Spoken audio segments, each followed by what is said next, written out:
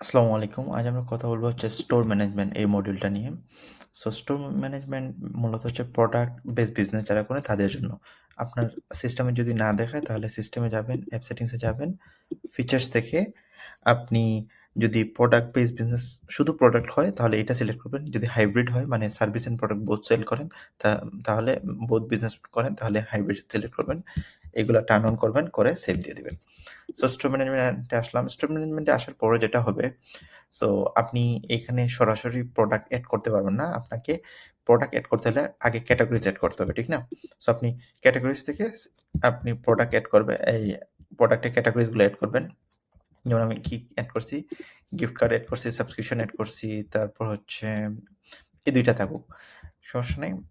So store management, তারপর হচ্ছে প্রোডাক্টে যাবেন, এড প্রোডাক্ট। সো আমি এখানে আমাদের একটা প্রোডাক্ট যেমন সেলস নেভিগেটর প্রোডাক্ট, এটার জন্য আমি একটা শর্টকাট মানে কোড দিচ্ছি যেটার মাধ্যমে আমি চিনতে পারি এটা কি। এটা হচ্ছে সাবস্ক্রিপশন।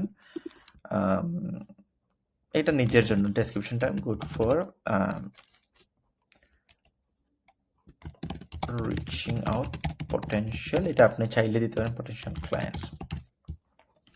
এটার কিনা প্রাইস ধরেন 2500 টাকা আর বিক্রি প্রাইস ধরেন কত, বিক্রি প্রাইস ধরেন 3000 টাকা। এখানে একটা জিনিস দেখেন, 0 টা কাটতেছে না, এটা একটা ইস্যু, এটা আমি পরে ফিক্স করে দিব। তো প্রফিট মার্জিন তারা অটোমেটিক ক্যালকুলেট করে ফেলছে 500 টাকা। এখন আমার কাছে এটা হচ্ছে সিস্টেমটা কি? পিস হিসাবে নাকি কি মানে গ্রাম হিসাবে, বক্স হিসেবে? এটা মূলত হচ্ছে পিস হিসাবে। তো পিস দিলাম অথবা পার প্রোফাইল আরকি। তো পিসও দিতে পারি, আদারও দিতে পারি, পিসই থাকুক। ইনিশিয়াল স্টক ধরেন আমার কাছে ১০ টা আইছে। ১০ টা স্টক আছে বা আমার কাছে ধরেন ১৫ টা স্টক আছে। এখানে লো স্টক, কয়টা স্টক থাকলে আমাকে অ্যালার্ট দিবে সেটাও দিয়ে দিলাম ৫ টা। এড প্রোডাক্টে ক্লিক করলাম, প্রোডাক্ট এড হয়ে গেছে। That's fine. এখন আমি যদি এই প্রোডাক্টটা আমি আ কারো কাছ থেকে কিনি, ধরেন আমি একজন সাপ্লায়ারের কাছ থেকে কিনি, সেক্ষেত্রে কি হবে? আমি এই জিনিসটা হচ্ছে একজন ভেন্ডর বা সাপ্লায়ারের কাছ থেকে কিনবো, ঠিক না? পারচেজ করব। তারপর বিজনেস তো এভাবেই হয়। আপনি একটা জিনিস পারচেজ করবেন, তারপর এটা বিক্রি করবেন। সো যেটা করা লাগে যেটা করতে হবে সেটা হচ্ছে যে আপনি বিজনেস অপারেশনে যাবেন। এই যে ভেন্ডরস আছে এখানে আপনি ভেন্ডরে যাবেন। আপনি সেখানে আপনার সাপ্লায়ারের নাম এড করলেন। ধরেন আমার সাপ্লায়ারের নাম হচ্ছে XYZ। তার বিজনেসের নাম হলো ABC LTD। তার নাম্বার এড করবেন 0 আবিজাবি দিয়ে দিলাম একটা 01, আমাদের মোবাইল নাম্বার দিয়ে দিই 01748242282। ওকে, একটা দিয়ে দিচ্ছি।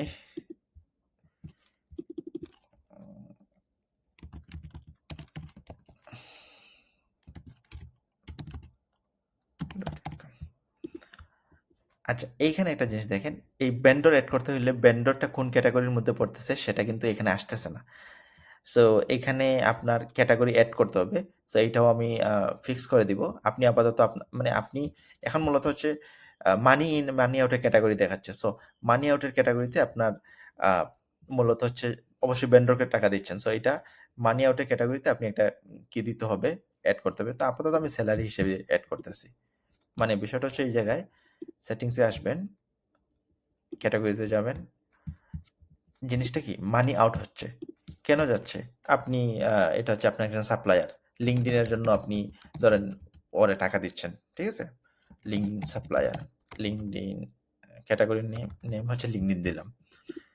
ওকে? স্টোর ম্যানেজমেন্ট কই? স্টোর ম্যানেজমেন্ট, তারপর হচ্ছে বিজনেস অপারেশনস, ভেন্ডর। এখান থেকে এখন চেঞ্জ করা যাবে LinkedIn। মানে LinkedIn ক্যাটেগরির ভেন্ডর হচ্ছে এই লোকটা, যাকে আমি টাকাটা দিব হচ্ছে LinkedIn পারপাজে। সো স্টোর ম্যানেজমেন্টে আবার আসলাম।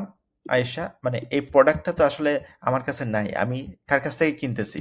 এই ভেন্ডরের কাছে কিনতেছি। পারচেজ মানে হচ্ছে আমি কিনতেছি। সো আমি ধরেন ভেন্ডরের কাছ থেকে এই জিনিসটা কিনতেছি। আবার ভেন্ডরের নাম, এখানে নাম হচ্ছে XYZ ভেন্ডর। তার কাছ থেকে কোনদিন পারচেজ করতেছি। And receive an update stock immediately, মানে হচ্ছে এখন যদি এটা অন করেন যদি তাহলে মানে ইনস্ট্যান্ট, ধরেন তাকে আপনি টাকা দিয়ে দিচ্ছেন, সেক্ষেত্রে এটা ইনস্ট্যান্ট আপডেট হয়ে যাবে। ধরেন আজকের ডেটই দিয়ে দিই, আমি আজকের ডেটই পারচেস করতেছি, কোন প্রোডাক্টটা কিনতেছি, সেলস নেভিগেটর কিনতেছি, কতগুলা কিনতেছি তার কাছ থেকে, ধরেন আমি কিনতেছি হচ্ছে যেহেতু আমি স্টক দেখেছি 15টা, তার মানে আমি তার কাছে 15টা কিনতেছি। 2500 টাকা করে কিনতেছি, 37,500 টাকা। তো এটা তাকে ধরেন আপনি আগে পে করে ফেলছেন। তাহলে এটা পেইড দিয়ে দিবেন। যদি পেইড না করেন তাহলে আনপেইড, অথবা পার্সিয়াল দিলে পার্সিয়াল দিয়ে পার্সিয়াল কত পে করছেন এবং কোন অ্যাকাউন্ট থেকে পে করছেন এইগুলা পর্যন্ত আপনি ইনফর্ম করতে পারবেন। ধরেন আমি ফুল পেইডই দেখাই দিচ্ছি, ঠিক আছে? পেইড কত? 37,500 টাকা। ওকে, কোন অ্যাকাউন্ট থেকে গেছে? অ্যাকাউন্ট থেকে আমার কোন অ্যাকাউন্টে টাকা আছে এটা হচ্ছে ফার্স্ট আমাকে জানতে হবে। এইজন্য আপনার আগে অ্যাকাউন্টসগুলো এড করতে হবে। ধরেন আ আমার ব্র্যাক ব্যাংকে ৪৫,০০০ টাকা আছে। সো আমি অবশ্যই বিকাশ থেকে চাইলেই দিতে পারব না। তো ব্র্যাক ব্যাংক সিলেক্ট করলাম, ক্রিয়েট পারচেজ। এরর দিচ্ছে। আচ্ছা, এটা আমি আগে চেক করি নাই, আমি ফিক্স করতেছি। আশা করি প্রবলেমটা এখন দিবে না। দেখা যাক কি হয়। ফিক্স করে ফেলছি। ক্রিয়েট পারচেজে প্রেস করলাম। ওকে, দ্যাটস ফাইন। পারচেজ হয়ে গেছে। সো একটা মজার বিষয় আমি আপনাদেরকে দেখাই। ড্যাশবোর্ডে যাই। আমার কিন্তু অ্যাকাউন্টে যে টাকা ছিল, দেখেন আমার অ্যাকাউন্টে প্রায় 69,000 টাকা ছিল, সেখান থেকে এটা কমে আসছে। তার মানে কি? আমার যে আপনার যে ব্যালেন্সগুলো থাকবে সেটার সাথে রিয়েল টাইম এখানে আপডেট হবে। আপনি একটা জিনিস পারচেজ করছেন, সেটা কিন্তু এখানে রিয়েল টাইম আপডেট হচ্ছে। এই যে আপনার এখান থেকে মানি আউট হইছে। আপনি পারচেজ করছেন। এই পারচেজের এক্সপেন্স হিসেবে এইটা জিনিসটা এসে এড হইছে। অলরাইট? সো এটা আবার ওভারভিউতে যদি যাই, আম এটা কিন্তু আপনার গ্রস প্রফিট লসের সাথে অ্যাডজাস্ট হয় নাই। কেন হয় নাই? কারণ হচ্ছে আপনার যে 69,000 টাকা যেটা ছিল, সেখান থেকে আপনি পারচেজ করছেন। আপনি কিন্তু প্রফিট থেকে এটা পারচেজ করেন নাই। সেজন্য এখানে কিন্তু চেঞ্জেস আসে নাই। মানে আপনি এই প্রোডাক্টটা তো এখনো বিক্রি করেন নাই। সো এখন আবার আমরা এই জায়গায় আসি।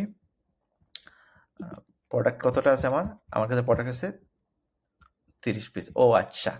মজার বিষয় হচ্ছে আমি যখন আগে প্রোডাক্ট এড করছি, আমার আসলে প্রোডাক্ট আগে এড করা উচিত ছিল না। আমার আগে পারচেজ করা উচিত ছিল। সো আমি আগে দেখাইছিলাম আমার প্রোডাক্ট ছিল 15 টা। আর নতুন পারচেজ করছি কয়টা? আরো 15 টা। এই নতুন আরো 15 টা আপনার পারচেজ করার কারণে আমার এখানে 30 টা হয়ে গেছে। ওকে? সো এখন আমি সেলসটা দেখাবো আপনাদেরকে। এটা একটু সময় নিচ্ছে, সমস্যা নাই, একটু ফিক্স করব না পরে। সেলস। ধরেন আমি আপনার একজনকে এই জিনিসটা সেল করতেছি। ক্লিক করলাম। Sales navigator. ওকে। ক্লায়েন্টের নাম যদি আপনার ডেটাবেজে এই যে এইখানে বিজনেস অপারেশন এখানে আগে থেকে এড করা থাকে তাহলে ভালো, না থাকলে কোনো সমস্যা নাই, আপনি এখান থেকে এড করতে পারেন। যেমন করিম। কোন দিন আজকের ডেট থাকলো, তাকে বিক্রি করবেন। আপনি কি এক্সাক্ট টাকায় বিক্রি করবেন না কত টাকায় বিক্রি করবেন, এটা আপনার উপর ডিপেন্ড করবে। এখানে প্রোডাক্ট এড করার পর এড এটাতে ক্লিক করলাম। তো আপনি তাকে কোনো ডিসকাউন্ট দিচ্ছেন কিনা? যদি ডিসকাউন্ট না দেন তাইলে আপনার প্রফিট হবে ৫০০ টাকা যদি আপনি এটা সেল করেন। পেমেন্ট স্ট্যাটাস, সে কি ফুল পে করে দিচ্ছে? পে করে দিলে তো পেইড। যদি পে না করে পার্সিয়াল করে তাহলে পার্সিয়াল দিয়ে করতে পারবেন। পার্সিয়াল করলে এটা জিনিসটা গিয়ে এড হবে হচ্ছে ডিউজ এর মধ্যে। আর যদি ফুল পে করে দেয় ফুল পেইড, আনপেইড হলে আনপেইড। পরবর্তীতে আপনি এটাকে পেইড করতে পারবেন। সো ধরেন আমি পেইডে দেখালাম কোন অ্যাকাউন্টে এসে টাকাটা ঢুকতেছে। ধরেন টাকা কোন অ্যাকাউন্টে ঢুকতেছে? ধরেন আমি বিকাশে, আপনার ক্লায়েন্ট আপনাকে বিকাশে টাকা দিছে। যেমন আমার বর্তমানে ব্যালেন্স আছে 14,100 টাকা। সো এখন হচ্ছে আমি বিকাশে দিলাম, কমপ্লিট সেল। এখন এটা আমি রিফ্রেশ করি একটু। 14,100 টাকা। আচ্ছা, এইটা এসে এড হয় নাই না? এই জিনিসটা তাহলে আচ্ছা, এটা কাজ করবে, সমস্যা নাই। এটা নিয়ে কি করার দরকার নাই। এইটা আপনার এড হবে।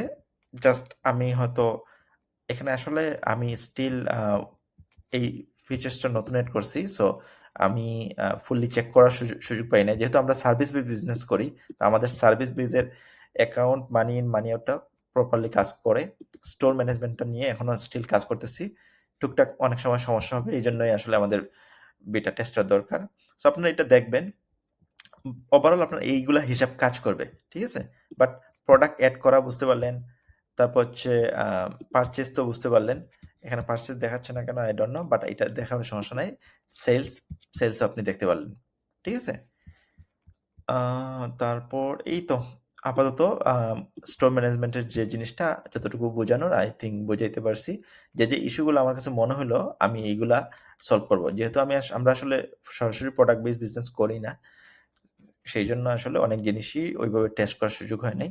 তাও আমি আবার টেস্ট করে এগুলো ফিক্স করে দিব ইনশাল্লাহ।